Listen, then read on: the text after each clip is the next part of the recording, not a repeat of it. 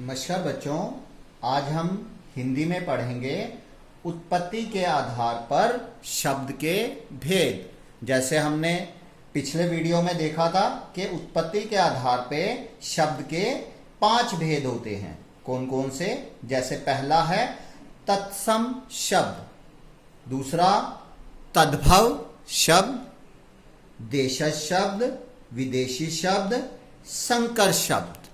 तो पहले हम शुरू करेंगे तत्सम शब्द। तत्सम शब्द 2 शब्दों के मेल से बना है, तत् जमा सम, जिसका अर्थ है उसके समान। यानी संस्कृत के वे शब्द जो बिना रूप बदले हिंदी में प्रयोग होते हैं उन्हें तत्सम शब्द कहते हैं। जैसा कि हम जानते हैं कि संस्कृत भाषा हिंदी भाषा की जननी है, तो हिंदी भाषा संस्कृत से निकली है, तो संस्कृत के वे शब्द जो बिना रूप बदले हिंदी में प्रयोग हो जाएं उन्हें तत्सम शब्द कहते हैं। उदाहरण के तौर पे सर्प, पुत्र, गो, घृत, दुग्ध आदि।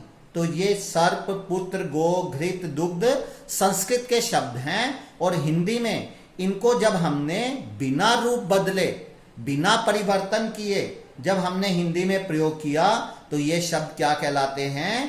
तत्सम शब्द। दूसरा है तद्भव शब्द।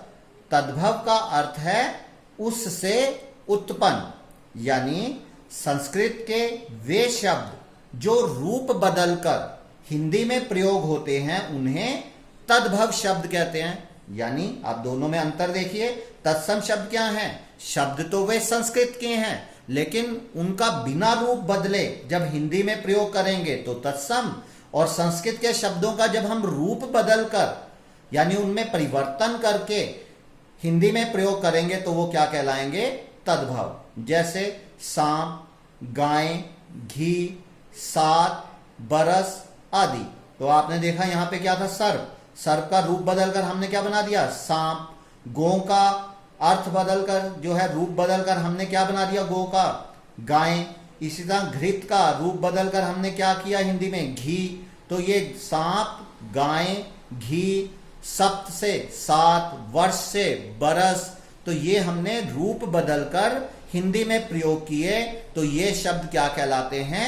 तद्भव शब्द। उसके बाद है देशज शब्द। देशज नाम से ही पता चल रहा है, देशज का अर्थ होता है देश में उत्पन्न, अर्थात देशज शब्द प्रांतीय अथवा स्थानीय बोलियों से हिंदी में आए हैं। यानी जो हमारी स्थानीय बोली है, आम बोलचाल की जो बोली है, उनसे जो शब्द हिंदी में आ गए उन्हें हम देशज शब्द कहते हैं। जैसे पेटी, पगड़ी, पेट, थैला, ये देसी भाषाओं से, हमारे देश से ही उत्पन्न है, तो इसलिए इन्हें देशज शब्द कहते हैं।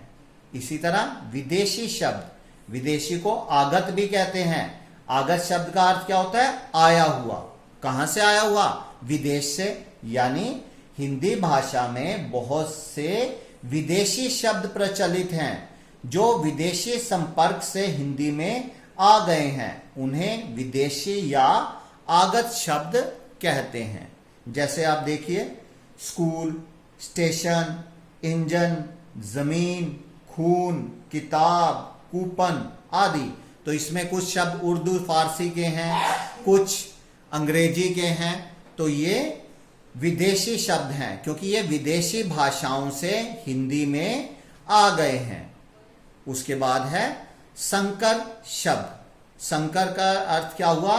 2 भाषाओं के शब्दों के मिश्रण से बने शब्द को संकर शब्द कहते हैं। कि यानी 2 भाषाएं हैं, उनके जब शब्द आपस में जुड़ जाएंगे तो उन्हें क्या कहेंगे हम? संकर शब्द। जैसे रेल गाड़ी, टिकट घर, सजा प्राप्त। जैसे टिकट जो है अंग्रेजी का शब्द है, घर जो है हिंदी का शब्द है, तो दोनों जब मिल गए टिकट घर तो क्या बन गया? संकर शब्द। इसी तरह सजा प्राप्त, सजा शब्द जो है फारसी का है, प्राप्त शब्द जो है संस्कृत का है, जब ये आपस में जुड़ गए तो क्या बन गया? संकर शब्द। तो ये थे हमारे उत्पत्ति के आधार पे शब्द के भेद, तत्सम, तद्भव, देशज, विदेशी, संकर। अब है रचना के आधार पर शब्द के भेद। तो रचना के आधार पर शब्द के कितने भेद हैं? 3, रूढ़, यौगिक, योग रूढ़। तो रूढ़ शब्द क्या होते हैं? जिन शब्दों के खंड, खंड मतलब टुकड़े, जिन शब्दों के खंड सार्थक ना हो, सार्थक मतलब जिसका कोई अर्थ ना निकले, और जो शब्द परंपरा से ही किसी विशेष अर्थ को व्यक्त करते हो, उन्हें रूढ़ शब्द कहते हैं। यानी रूढ़ क्या हुआ कि जब हम किसी शब्द का खंड करें यानी टुकड़े करें तो उनका कोई भी अर्थ ना निकले, और दूसरा कि वो बहुत समय से किसी विशेष अर्थ के लिए ही व्यक्त हो रहे हैं या उसको ही व्यक्त करते हैं, उन्हें क्या कहेंगे? रूढ़ शब्द। जैसे फूल, फल, घर, पुस्तक, कल आदि। अब जैसे फूल और फल, अब ले लीजिए, अब फूल को अगर हम शब्द के टुकड़े करें, फू और ल, इनका कोई अर्थ नहीं है। फल का फ और ल कोई अर्थ नहीं है, लेकिन सदियों से, बहुत समय से हम, जैसे गुलाब का फूल है, गेंदे का फूल है, हम उन सबको क्या कहेंगे? फूल। और फल में जैसे आपका आम है, केला है, इन सबको हम क्या कहते हैं? फल। तो हम परंपरा से ही इनका प्रयोग करते आ रहे हैं, तो इसलिए ये शब्द क्या हो गए? रूढ़ शब्द। दूसरा है यौगिक। यौगिक का अर्थ क्या है? जुड़ा हुआ, यानी ऐसे शब्द जो एक से अधिक सार्थक खंडों से मिलकर बने हो, यौगिक कहलाते हैं। यानी यहां अगर हम किसी शब्द का खंड कर दें, टुकड़े कर दें, तो उन अलग अलग टुकड़ों का, खंडों का क्या होगा? कोई ना कोई अर्थ निकलेगा। जैसे विद्यालय, विद्यालय का अगर हम खंड करें, टुकड़े करें, तो क्या आएगा? विद्या जमा आलय। तो यहां पे दोनों खंडों का अर्थ है, विद्या का भी अर्थ है, आलय का अर्थ क्या होता है? घर, यानी विद्या का घर, विद्यालय। सज्जन, सत जमा जन, सच्चे लोग। प्रधान, मंत्री, प्रधान जमा मंत्री। तो यहां हमने देखा कि जो हमने खंड किए उनके भी अर्थ निकल रहे हैं, तो ये क्या हुए? यौगिक। इसके बाद तीसरा है योग रूढ़। ऐसे शब्द जो यौगिक होने के साथ साथ ही किसी विशेष अर्थ में रूढ़ हों, उन्हें योग रूढ़ कहते हैं।